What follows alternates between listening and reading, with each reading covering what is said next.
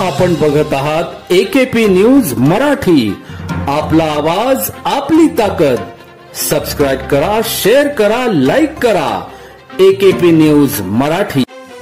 नाशिक ग्रामीणचे स्थानिक गुन्हे शाखेचे पोलीस निरीक्षक राजू सुर्वे यांच्या मार्गदर्शनाखाली पोलीस अंमलदारांनी जायखेडा पोलीस ठाणे हद्दीतील वाडी पिसोळी या गावात काही जण चोरीच्या मोटरसायकली विक्री करण्यासाठी येणार असल्याची गोपनीय माहिती मिळताच परिसरात सापळा रचत अविनाश वामन सोनवणे, आबा पंडित खैरनार, सतीश चंद्रभान सोनवणे यांना चौकशी कामे ताब्यात घेत त्यांच्याकडून 7,85,000 रुपये किमतीचे बजाज व होंडा कंपनीचे 20 मोटरसायकली हस्तगत करण्यात ग्रामीण नाशिक पोलिसांना यश आले.